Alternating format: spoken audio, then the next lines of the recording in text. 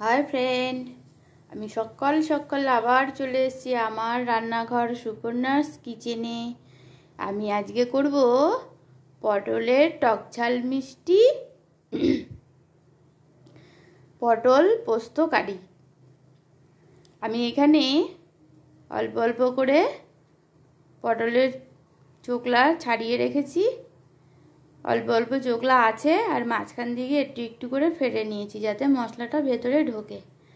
তারপরে এখানে আমি মশলা নিয়েছি হলুদ, একটু সাদা তিল, জিরে গুঁড়ো, স্বাদ মতন লবণ, ফোড়নের জন্য নিয়েছি একটা শুকনো লঙ্কা আর কালো জিরে। এখানে লঙ্কার গুঁড়ো নিয়েছি একটু, আর 5-6টা কাঁচা লঙ্কা নিয়েছি, আর তোমরা তো জানোই আমার রান্না চিনি ছাড়া হয় না। আর একটু চিনি নিয়েছি। আর এখানে আমি নিয়েছি একটু তিল, রাই শস্য, আর পোস্তর ভাগটা একটু বেশি। আমি এই লঙ্কাগুলো দিয়ে আমি এটাকে ব্লেন্ড করে নেব, ঠিক আছে? দেখো আমি সব মশলাগুলো নিয়ে কাঁচা লঙ্কা, সাদা তিল, রাই শস্য আর পোস্ত আর একটু টক দই, না হলে তো টক হবে না, তাই সবগুলো নিয়ে একসঙ্গে আমি ব্লেন্ড করে নিয়েছি। এবার আমি রান্নাটা চালু করব।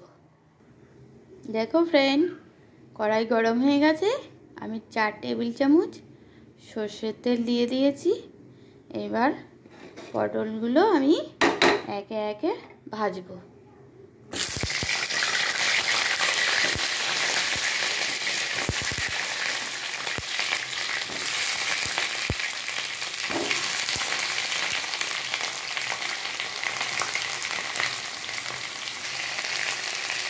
এবার আমি একটু হলুদ গুঁড়ো দেবো আর একটু নুন দেবো যাতে পটলগুলো তাড়াতাড়ি ভাজা হয়ে নরম হয়ে যায়।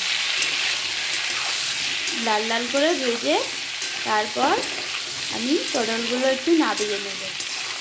তারপর মশলাগুলো কষিয়ে তারপর আবার পটলগুলো দেব। দেখো বন্ধুরা, পটলগুলো আমার কি সুন্দর লাল লাল হয়ে টকবক টকবক করে ভাজা হচ্ছে।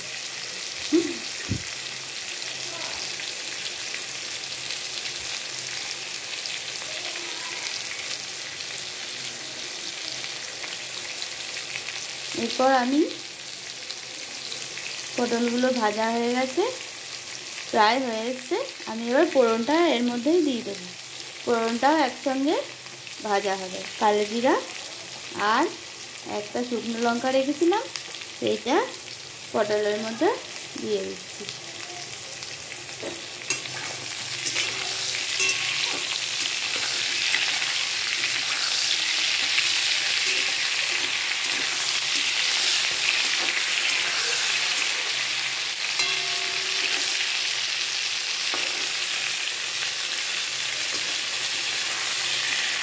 পটলগুলো একটু আস্তে আস্তে ভাজবে যাতে পটলগুলো ঘেটে না যায়।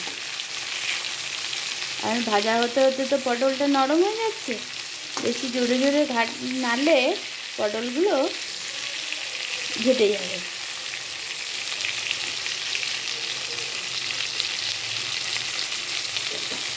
দেখো, আর বেশি মনে হয় ভাজতে হবে না, প্রায় ভাজা হয়ে এসছে।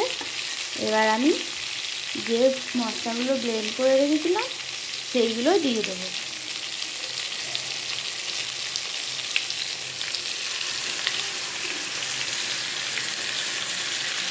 বন্ধুরা, একে একে যে মশলাগুলো নিয়েছিলাম সব মশলাগুলো দিয়ে দিয়েছি। এবার আস্তে আস্তে নাড়বো, নাড়লে না পটলগুলো ঘেটে গেলে না খেতে খারাপ হবে না, খেতে ভালোই হবে, কিন্তু দেখতে খারাপ লাগবে। পটলগুলো ঘেটে গেলে পটলের বীজগুলো বেরিয়ে যাবে, তখন না খাওয়ার আগে তো দেখতে ভালো লাগবে, তবে তো খাওয়ার লোভটা আসবে। আর দেখতেই যদি ভালো না লাগে তাহলে আর খাওয়ার ইচ্ছাটাই চলে যাবে। কথাতেই তো আছে, আগে দর্শনধারী পরে গুণবিচারী, আমাদের বাঙালির মধ্যে। সেটাই, দেখতে যদি খারাপ লাগে তাহলে কি করে খেতে ইচ্ছা করবে? এবার দেখতে যদি সুন্দর হয় তবে খাওয়ার ইচ্ছাটাও বেড়ে যাবে। তাই ভাজা ভাজা হয়ে এসছে।